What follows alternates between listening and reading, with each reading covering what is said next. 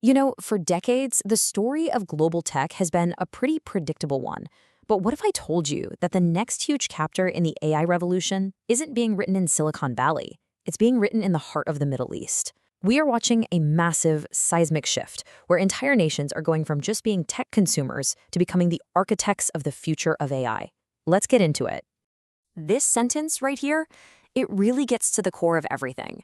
This is not just about spending oil money for the sake of it. No. For countries like the UAE, Saudi Arabia, and Qatar, this is a dead serious strategic move to guarantee their future in a world that's moving beyond oil. It's about independence, it's about influence, and it is absolutely about rewriting the rules of global power. The big idea driving this whole revolution is something called computational sovereignty. And it's an incredibly powerful concept. Just think of it like this. It's technological independence. It's the ability to build, to control, and to regulate your own AI without having to rely on the US or China. Honestly, this one idea is the key to understanding every single investment and every policy we're about to break down. All right, so here's our game plan. We're going to look at the big shift from oil to data, then dig into the mind-boggling investments making it happen. After that, we'll check out the different strategies in play, see how this is shaking things up globally, and finally, talk about what it all means for the future. First up, the sovereign tech frontier. We're talking about a massive, fundamental transition from an economy built on oil fields to one built on data fields. This isn't happening by accident. It's driven by huge national plans like Saudi Vision 2030, where AI is literally the engine for a total economic transformation. So how are they doing it? Well, that brings us to building the AI state. And to really get your head around the scale of this ambition, you just have to follow the money. And believe me, the numbers are absolutely staggering. Let's just start with the UAE. Their national AI strategy is aiming for 335 billion dirhams. That is over 90 billion US dollars in economic growth directly from AI by 2031. This isn't some vague hope on a PowerPoint slide. It's a core economic goal. They're treating AI with the same seriousness as any other major part of their government. And they are definitely not alone in this. Saudi Arabia is projecting that AI will add a whopping $130 billion to its GDP by 2030. In fact, the kingdom has figured out that 2/3 of its Vision 2030 goals depend directly on getting AI right. For these countries, you see, AI isn't just another sector. It's the bedrock of their entire future economy. This number really shows a focus on the fundamentals. Qatar's national AI company, Kwai, is getting into a massive $20 billion joint venture with Brookfield just to build out AI infrastructure. This tells you it's not just about flashy software, it's about owning the physical data centers. The digital real estate of the 21st century. And all this investment is paying off in homegrown AI. It proves this isn't about just buying foreign tech. It's about creating their own. The UAE's Falcon, which is a powerful large language model, has actually outperformed some models from giants like Google and Meta. Meanwhile, Saudi Arabia's Al-Am and Qatar's Fanar are built specifically for Arabic languages and dialects. This is computational sovereignty in action, making sure their language and their culture don't get lost in an AI world dominated by English. Okay, Section 3. 2 models, 1 goal. So while pretty much everyone in the region wants this technological independence, we're seeing 2 very different playbooks emerge in the race to get the best talent and the best tech. So on one hand, you've got what's called the GCC model, which is capital first. Think UAE, Saudi Arabia. They're using their massive sovereign wealth to build absolutely world-class infrastructure first, and then import top-tier global talent to fill it. Then, on the other hand, you have Israel's R&D first model. They're tapping into their already deep-rooted startup culture and focusing on giving their own innovators access to powerful supercomputers.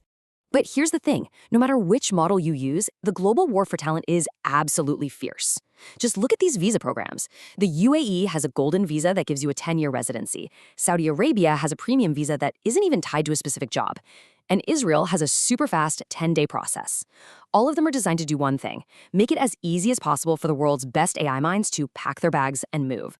And their approaches to AI governance, well, they're just as different. Saudi Arabia runs a very centralized model under one big authority, which lets them move incredibly fast from the top down. The UAE has a more layered multi-regulator system. And then there's Israel, which prefers a really flexible, soft law approach, using things like R&D sandboxes so they don't accidentally slow down their famously fast-moving tech scene.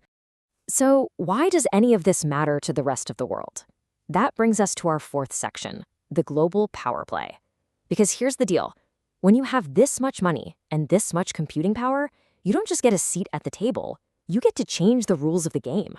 Just look at this projection for 2025. Middle Eastern sovereign wealth funds are on pace to make up 43% of all sovereign money invested in AI around the entire globe.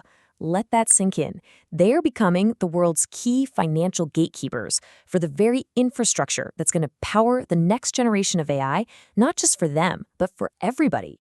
And these investments come with some serious geopolitical strings attached. Take this huge $1.5 billion deal between the UAE's G42 and Microsoft.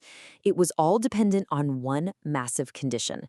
The UAE had to pivot its AI ecosystem away from Chinese technology. This just goes to show how the region is turning into a key battleground, where the US and China are fighting for tech influence. And here's where it gets really smart. There's this incredible synergy brewing between AI and energy. See, AI data centers are ridiculously power-hungry. At the exact same time, the Gulf countries are pouring billions into renewable energy. Put those two things together, and you get a totally unique competitive advantage, the ability to offer what's called green compute. Basically, sustainable carbon-neutral data hosting at a massive scale. And for global tech companies, that is incredibly attractive. And all of this leads us right to our final section, coding a new world. What we're witnessing is a carefully planned, strategically executed, and unbelievably well-funded journey towards complete technological autonomy. So let's just quickly recap the big takeaways here. 1. This is an existential pivot away from oil. 2. There are two main playbooks, capital first and R&D first, both racing to the same finish line. 3. The region's sovereign wealth is changing the entire global AI investment game. 4. This is about more than tech. It's about protecting language and culture. And finally, 5. Green energy and AI leadership are now basically one and the same. So we end with this final thought. For generations, the code that runs our digital world has been written somewhere else. But now, there are new architects at the drafting table, and they are backed by unbelievable amounts of capital and a really powerful vision for what's next. So the question we're all left with is this. As AI completely redraws the map of global power, who is actually going to write the code that defines our future?